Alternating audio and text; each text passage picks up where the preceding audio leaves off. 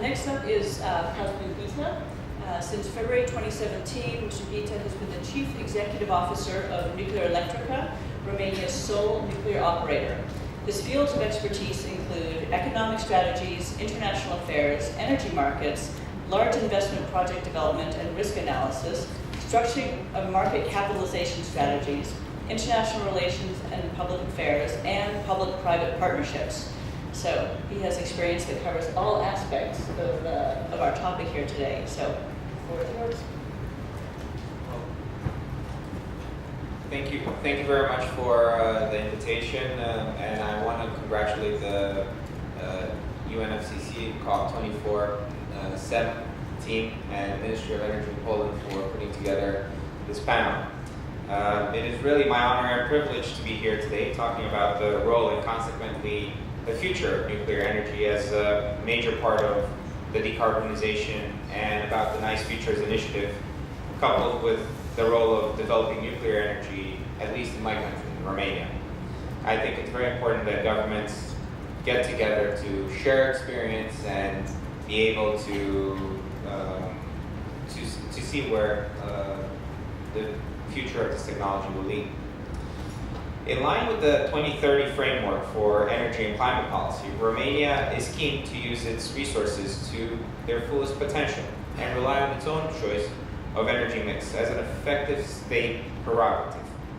Given this context and Romania's energy strategy for medium and long term, which is right now being debated, the development of nuclear energy through the completion of 2 more nuclear units is envisioned as an important part of the energy of the country's choice of an efficient mix capable to meet objectives of the strategy, which include the following priorities. 1, decarbonization, energy efficiency. 2nd, diversity and security of supply. 3rd, affordability and environmental protection.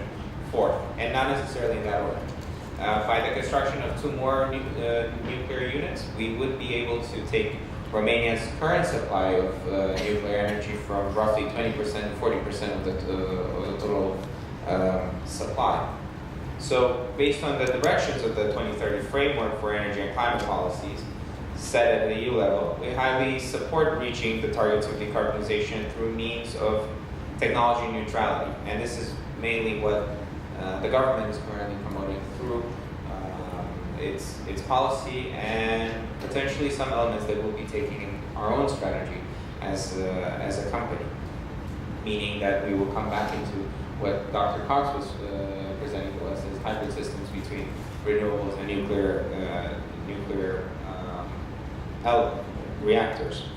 However, this is only applicable if efficient support mechanisms in an area where market challenges hamper major investment projects can be placed.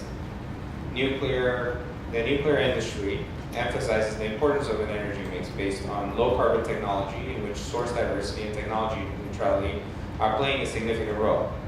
But we definitely advocate for the development of an optic that takes into consideration the fact that Romania's energy mix should also promote clean, resilient sources of energy, which the nuclear sector definitely supplies through having very low CO2 emissions, but definitely being one of those sources of energy that you can rely on 24/7, or at least within the limits of the capacity factor of the given nuclear reactor.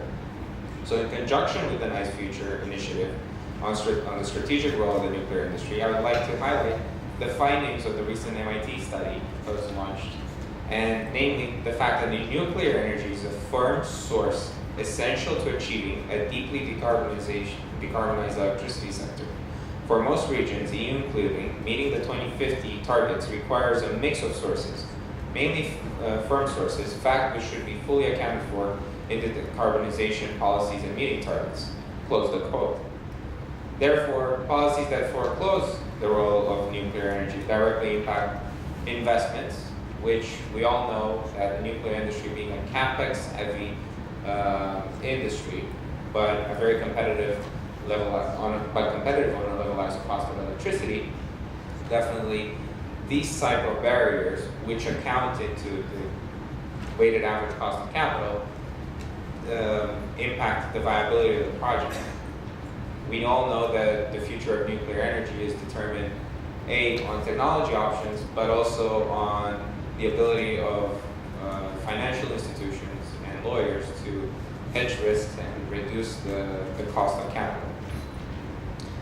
Therefore, policies that support decarbonization via single source directly impact not only the cost and pace of the decarbonization, but wholesale markets, generators, energy systems, and consumers. Obviously, as investors will want to go on towards those technologies that definitely have more hedged risk in parallel with government policies, or supranational policies, on one hand, and secondly, with those technologies that get a little bit of a boost.